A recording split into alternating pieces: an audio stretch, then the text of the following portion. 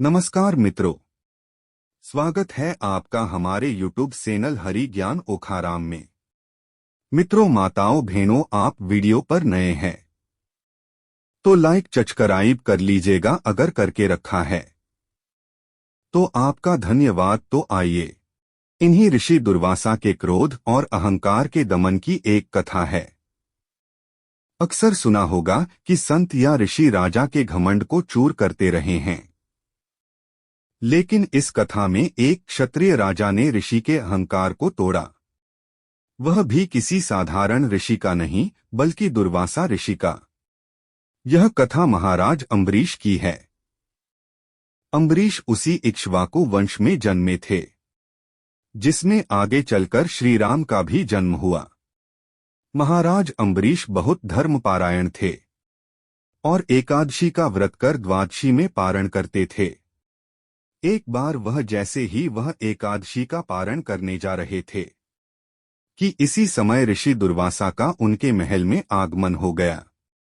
ऐसे में उन्होंने पहले ऋषि को भोजन कराकर फिर पारण करने की बात सोची। जब उन्होंने दुर्वासा से भोजन करने का आग्रह किया तो ऋषि दुर्वासा ने कहा, मैं नदी स्नान करके और जल तर्पण करके आता हूँ, फिर भोजन करेंगे। राजा को इंतजार करने को कहकर ऋषि नदी स्नान के लिए चले गए। वहां वह स्नान के बाद ध्यान करने बैठ गए और समय काफी बीत गया।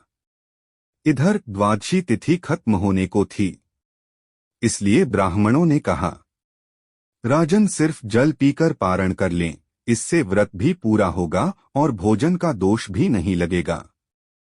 ब्राह्मणों के कहने पर राजा ने जल पीना शुरू किया। अभी वह जल पी ही रहे थे कि इतने में ऋषि दुर्वासा लौट आए।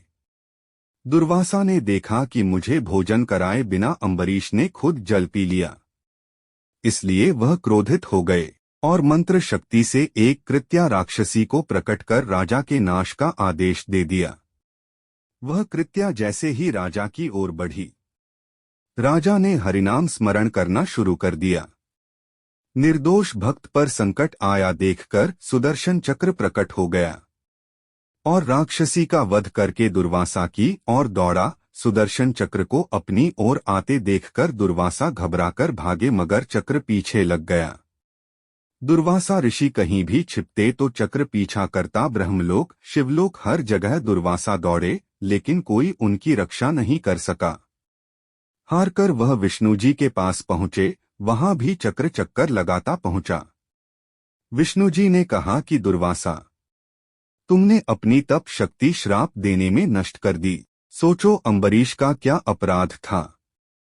अब चक्र मेरे हाथ से निकल चुका है, इसलिए जिसकी रक्षा के लिए यह तुम्हारे पीछे घूम रहा है, उसकी शरण में जाओ।